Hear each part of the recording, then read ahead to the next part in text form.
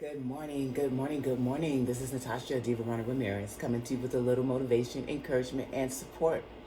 Happy Thursday. It is Throwback Thursday, and I wanted to come up here real quick and give you a little bit of education, some empowerment, and some encouragement.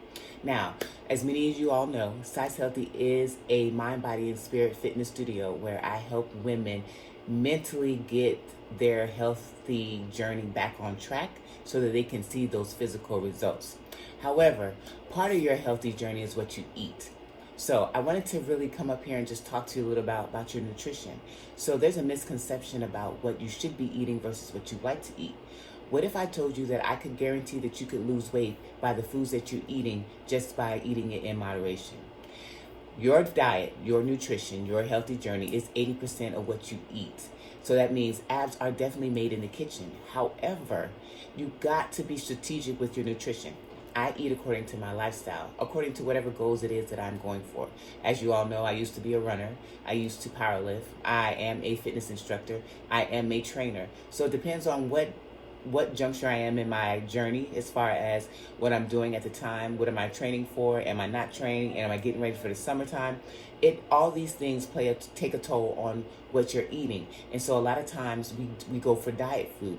Diet food means that you're just eating those things to help you get the weight off. But what happens after you get the weight off? What happens after you're done losing the weight? Then what do?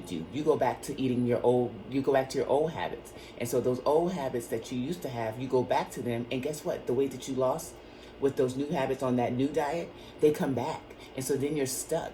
So you have to figure out what it is that you're trying to do and what lifestyle. Are you trying to live a healthy lifestyle? Are you training for something?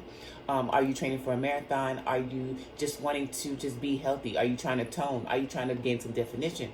These are things that you really need to sit down and talk about, especially when you are trying to write out goals.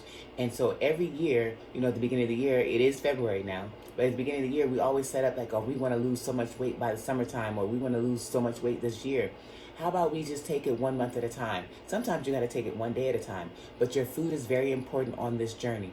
So I want you to go back, look at what you're eating. If it's full of grease, if it's full of butter, if it's full of just junk, how can you revamp that meal? How can you change it to make it healthy? How can you make it to where it is actually something that you love to eat and you have no problem eating? I used to tell people all the time, I no longer eat for pleasure. I eat for my goals. I eat for life. I eat in order to sustain what I'm doing in what I'm doing right now for where I want to go. So goals, know what you want to eat, be strategic about it. What is the end goal? What is the end result? What do you want to see happen from what you're eating? I've been on every different diet you can think of before I even started this journey. I've talked about the Dick Gregory diet, the Slim Fast diet, the Weight Watchers diet, the cabbage diet. I've heard about the egg diet, the Whole30, keto diet. There's so many different diets out there, but find what works for you. Don't go off of what somebody said. Don't go off of what somebody told you. Figure it out for yourself, because just because they got the results from eating a certain way does not necessarily mean that your body is going to do the exact same thing that their body did. And then be consistent. You got to find some consistency in whatever you're eating. It not only takes discipline, it takes consistency. You can't say today I'm going to eat this and then tomorrow you're back to eating the junk food that you were eating. Find some consistency. And remember, motivation is within.